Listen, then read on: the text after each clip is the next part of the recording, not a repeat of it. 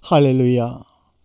저는 오늘 창세기 그 숲을 걷고 있습니다. 성경 66권의 그 산에 제자가 되어 그 산을 활자로 걷는 것이 아니라 나의 상태가 되어 생명이 되어 일어나서 여러분들과 함께 그 창세기 난제숲을 여행하고자 9번째 시간으로 여러분을 이 시간에 초대합니다. 우리가 성경을 보면서 깜짝 놀랄 사건이 창세기 5장에서 아담, 셋, 에노스로 이어지는 족보, 즉 몇 세에 누구를 낳았고 몇 년 동안 지내면서 자녀를 낳았으며 몇 세에 향수하고 죽었다라는 그 반복되는 그 5장, 이 족보가 노아 홍수 때 끊어지고 나서 어디로 이어지느냐 그런 것을 생각해 본 적도 없습니다. 혹자는 그것이 나하고 무슨 상관이냐, 성경을 이해하는데 무슨 상관이냐라고 할 수 있을 것입니다. 그런데 그것이 창세기 11장 10절 이하의 셈의 족보에서 다시 시작을 하고 있다라는 것입니다.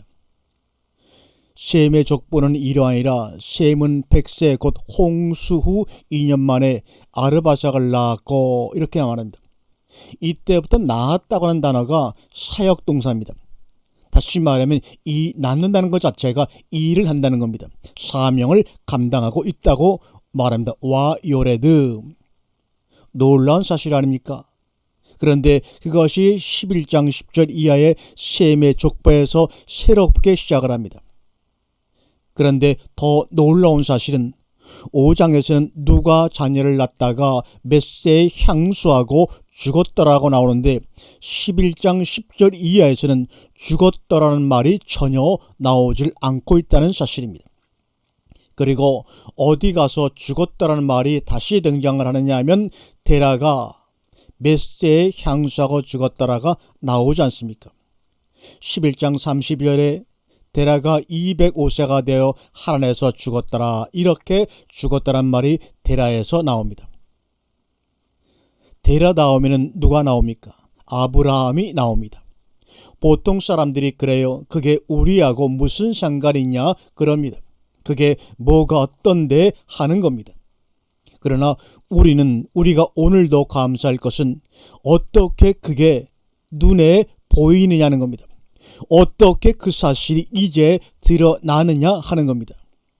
그런데 관심 없는 사람은 관심이 없습니다. 상관없습니다. 그러나 우리는 관심이 있다는 말이에요. 또 하나 주목해야 할 것은 창세기 9장에서 함은 가나안의 아비더라 라는 말이 나옵니다. 그 다음에 셈은 에벨 온 조상이요 야벳의 형이라, 이렇게 성경이 나오지 않습니까? 그런데 야벳은 무엇이다라는 말이 전혀 나오지 않습니다. 그러니까 결국은 뭐냐면 셈과 함입니다.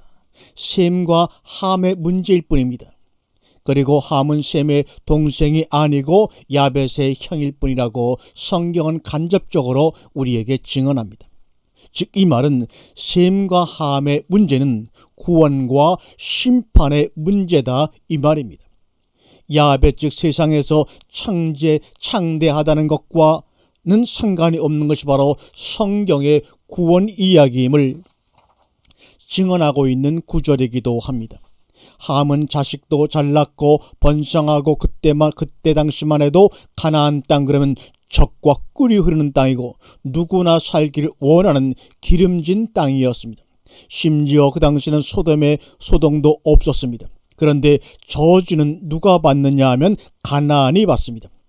그 형제의 종들의 종이 되기를 원하노라. 그러나 성경 원문에 보면 그의 형제들을 위하는 종들의 종입니다. 이에 가로되 가나안은 저주를 받아 그 형제들을 위하여 형제들의 종들의 종이 되기를 원하노라. 레하이유라는 그 단어가 나옵니다. 레하이유. 그래가지고 그 똑같은 예문이 창세기 38장 9절에 보면 오난이라고 유다의 아들이 있죠. 유대 아들 가운데 그 형을 위하여 아들을 얻게 아니하려고 그럴 때 레아이하유를 씁니다. 똑같이 그 형들을 위하여. 또한 26절에서 셈의 하나님이 여호와를 찬송하리로다. 셈의 하나님 여호와. 가나안은 셈의 종이 되고 여기서도 희한한 것은 가나안과 또 셈입니다. 그러니까 가나안은 뭐냐면 이름이 없습니다. 가나안이라는 것은 지명이지 사람의 이름이 아닙니다. 종이라는 것은 이름이 없습니다. 그러면 누구만 가지고 있느냐면 주인만 가지고 있다는 말이에요. 이것을 소유해야 주인입니다. 그래서 셈입니다. 셈은 이름이 노아 아들의 이름이기도 하지만 셈 그 자체가 이름이라는 히브리어 단어입니다. 가지고 있어야 주인입니다.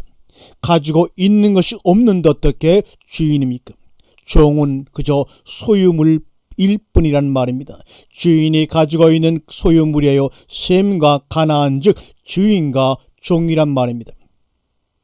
아무리 그가 적과 끓이 흐르는 땅에서 산다고 할지라도 그는 그저 셈의 종일 뿐입니다.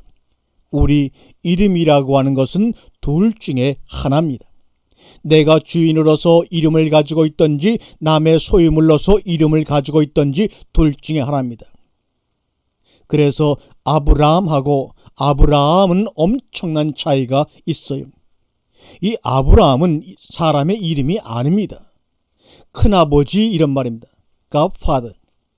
열국의 아버지라는 아브라함과는 큰 차이가 있습니다. 오직 자식이 없으면 큰아버지냐는 말입니다. 롯이 부를 때 아브라함 큰아버지 당연히 큰아버지라고 부르겠죠. 그런데 우리는 아브라함이 이름인 줄 알지만 천만입니다. 그냥 호칭입니다. 그냥 큰아버지라고 부르는 호칭입니다. 그런데 하도 롯이 쫓아다니면서 큰아버지 아브라함하고 불러대니까 아브라함이 이름이 되어버리고 말한다는 사실입니다. 그러나 하나님이 이제는 내 이름을 내 호칭을 아브라함이라 하지 말고 아브라함이라고 그래라 이렇게 말씀하십니다. 그래서 창세기는 이름입니다. 이름이 뭐냐면 톨레토트 족보예요. 이름이 있어야 족보에 오르지 않습니까? 따라서 셈의 하나님은 이름이 있는 자의 하나님이란 의미죠. 우리가 출애굽기라는 성경을 가지고 있는데 엑소도스다, 탈출한다는 뜻이죠. 그러나 원래 출애굽기의 이름은 그것이 아닙니다. 출애굽기의 원래 이름은 쉐모트 이름들입니다. 출애굽기 그 원래 책의 이름이 쉐모트 이름들입니다. 그런데 그 이름들이란 말을 쓰지 아니하고 어느 순간에 엑소스 애굽을 탈출한 이야기라고 제목을 붙여버리는 바람에 처음부터 잘못된 시각을 가지고 출애굽기를 읽다 보니까 모세 오경 속에 있는 하나님의 뜻을 놓치고 만 것입니다.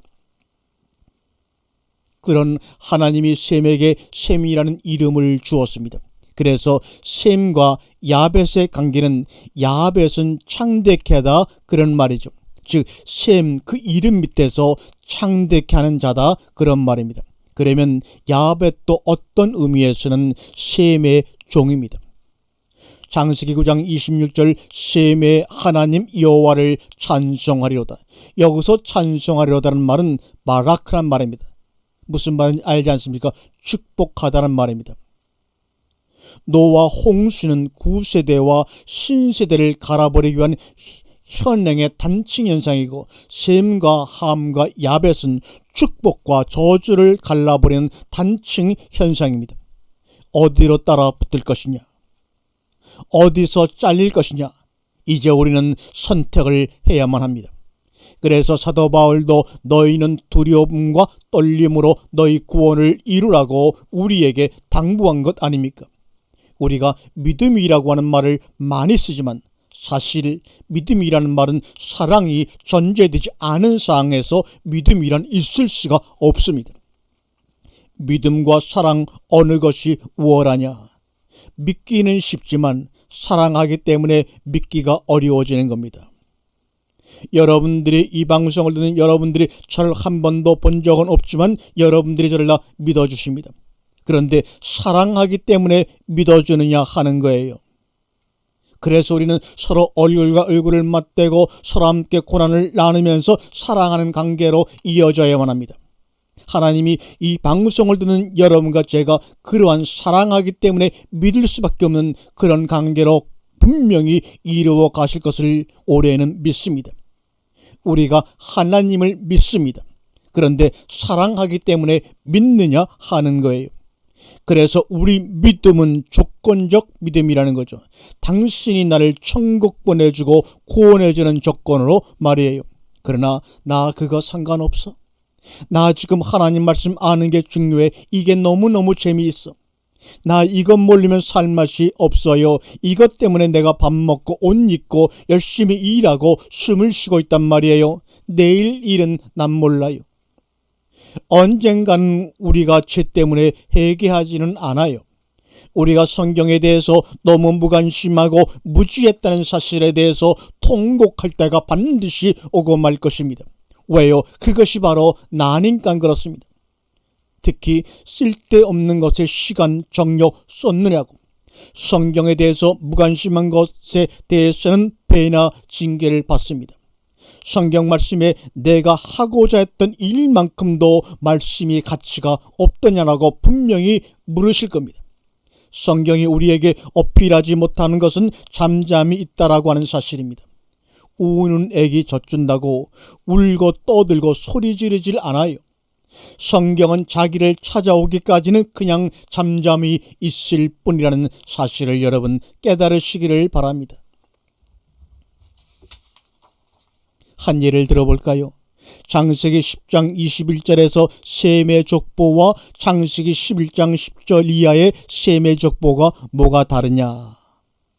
왜 이렇게 같은 인물의 셈의 족보인데도 창세기 10장 21절의 족보와 창세기 11장 10절 이하의 족보가 다르냐 이 말입니다. 이 말씀을 전하는 저 자신조차도 이제 와서 그것에서 관심을 기울이고 하나님이 보여주시기 시작했다는 사실입니다. 한번 보세요. 뭐가 어떻게 달라지고 있는가? 이건 10장을 기록한 사람과 11장을 기록한 사람 저자가 다르기 때문에 다른 겁니까? 자유주의 신학자들처럼 필자가 다르기 때문에 다르냐 말이에요. 아니잖아요. 그럼 왜 그럴까요? 그것은 창세기 10장 21절 셈의 족보는 바벨탑 이전의 셈의 족보요. 창세기 11장 10절 이하의 족보는 바벨탑 이후의 셈의 족보로 하나님이 갈라 놓으신 겁니다. 창세기 10장 21절 셈은 에벨 온 자손의 조상이요 야벳의 형이라. 그에게도 자녀가 출생하였으니 셈은 에벨 온 자손의 조상이요.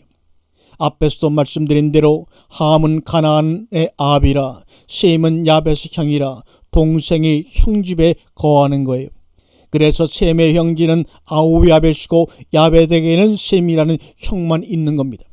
왜냐하면 함은 가나안의 종이니까요. 함은 가나안 즉 종이기 때문에 이름이 없어요. 관계가 없습니다. 야벳이라는 사람의 이름이 따로 있는 게 아니에요. 야벳은 그저 셈의 아우라고만 소개합니다. 그렇기 때문에 족보가 없습니다. 종의 족보라는 것은 사실 아무런 의미가 없어요. 그렇기 때문에 11장에서는 함의 족보가 전혀 나오지 않습니다. 야벳 족보도 전혀 나오지 않습니다. 오직 셈의 족보만 기록이 되어 있는 겁니다. 10장 25절 볼까요? 에벨은 두 아들을 낳고 하나의 이름을 벨렛이라 하였으니 그때의 세상이 나뉘었으며 벨렛의 아우 이름은 욕단이며. 여기 하나의 아들의 이름 벨렛이라고 하는 거 펠레그, 이 말이 바로 시냇가, 강, 개울이라는 말입니다. 이 말은 팔락이라는 말에서 유래가 되는데 나누다, 구분되다 그런 말입니다. 그래서 벨렛이라고 하는 아들의 이름은 나누어지다는 말입니다. 그런데 여러분 펠레그, 벨렛이라는 말을 들으면 여러분 생각나는 것이 없습니까? 여러분이 좋아하는 시편 1편에 그는 시냇가에 심은 나무가 할 때 시내가 바로 펠레그, 벨렉이라는 단어입니다. 우리는 지금까지 시냇가니까 어떤 물이 흐르는 냇가 정도로만 생각을 해왔습니다. 아닙니다. 여기 시편 1편에서의 시내는 오늘 본문 창세기 10장 25절에 나오는 에벨의 아들 벨렉과 같은 단어입니다. 그러니까 시편 1편의 시내란 가지가 갈라진다는 뜻입니다.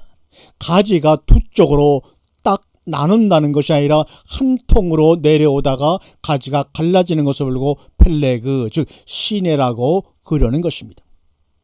무엇과 무엇으로 갈라지느냐? 벨렉과 욕단으로 갈라집니다. 그런데 여기 욕단의 이름에 욕단이라고 하는 이름이 무슨 뜻이냐? 욕단, 이 말은 그가 작게 되어질 것이라는 뜻입니다. 이 단어는 카톤이라는 단어에서 나왔는데 그 뜻은 작다, 보잘것없다, 가치가 없다라는 뜻입니다. 그런데 창세기 10장 25절에서 26절로 가면서 형인 벨렛으로 이어지지 않고 동생인 욕단으로 그 족보가 이어지고 있다는 사실입니다. 그러면 이제 창세기 11장 17절로 가보죠.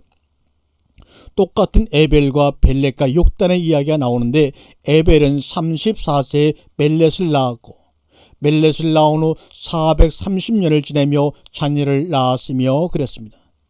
에벨은 34세에 벨렛을 낳았고 벨렛을 낳은 후 430년을 지내며 자녀를 낳았습니다. 여러분 430년 하면 딱 생각나는 게 있죠. 이스라엘 백성들이 애굽에서 거주한 기간이 430년입니다. 그런데 에벨 족속이 뭡니까? 에벨이라는 말에서 히브리라는 말이 만들어진 것입니다. 건너왔다 그런 말입니다. 에벨 족속은 건너온 족속, 건너온 민족, 그래서 히브리 민족이라는 말이 생긴 거죠. 그래서 가나안 사람들이 그들이 강을 건너 왔기 때문에 그들을 히브리인이라고 불렀다는 것입니다. 그때부터 벨렉이 생기기 시작한 거예요.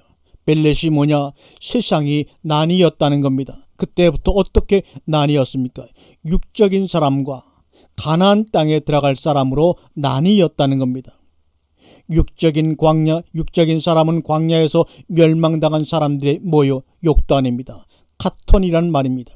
즉 탈락했다 그 말입니다. 혹자는 꼭 성경을 그렇게 해석해야 하느냐 할 수도 있습니다. 좋습니다. 그건 그냥 무시하고 잠깐 넘어가 볼까요? 어쩌다 보니까 430년을 살았다고 봅시다. 어쩌다 보니까 벨렉이 나았다고 우리가 한번 봅시다. 그런데 창세기 11장 17절과 18절은 욕단 계통을 말하지 아니하고 분명히 창세기 10장의 족보는 에벨에서 욕단으로 이어지는데 바벨탑 이후에 셈의 족보인 창세기 11장 17절과 18절은 욕단의 계통을 말하지 아니하고 벨렉 계통을 말하고 있다는 거예요. 창세기 10장 25절 이하에서는 벨렉 계통을 말하지 않고 있다가 욕단 계통을 말하면서 11장 바벨탑 사건으로 들어갑니다. 이거 그냥 무시해도 괜찮겠습니까? 그러면 여기서 더욱더 중요한 것은 셈도 중요하고 에벨도 중요하지만 더 중요한 사실은 벨렉과 욕단입니다. 욕단은 10장의 족보고 벨렛은 11장의 족보라는 사실입니다. 중요한 것은 지금 10장에서는 벨렛, 욕단 이름이 다 나옵니다. 셈의 다섯 아들 이름도 다 나오고 있습니다. 그런데 11장에 들어와서는 에벨로 이어지고 벨렛으로 이어지고 욕단이라는 이름 자체가 안 나와 버립니다. 그리고 11장에서는 욕단이 탈락했다는 거지요. 창세기 10장에서 11장까지 오는 과정 속에 바벨탑이라는 과정을 거치면서 얼마나 많은 셈의 아들 후예들이 엄청나게 도매금으로 탈락을 하고 있느냐 하는 겁니다. 그것을 우리는 창세기 10장과 11장을 통하여 보고 깨달을 줄 알아야 합니다. 이게 바로 성경의 구속사의 과정입니다. 여기서 우리는 분명히 맥을 볼 수 있는 겁니다. 그 맥을 감싸고 있는 수많은 셈의 후예들. 창세기 11장 10절부터 나았고 이 동사 히필 동사가 시작이 되죠. 히필 동사라는 것은 사역 동사입니다. 어떤 분명한 목표를 갖고 일을 할 때 히필 동사를 씁니다. 그리고 자녀를 낳았으며가 다시 등장합니다. 누구를 낳고 몇 년을 지내며 자녀를 낳았으며 지금 우리에게까지 이어지고 있다는 사실입니다. 다음 시간에 함께 숲의 여행을 계속해서 떠나보도록 하겠습니다. 고맙습니다.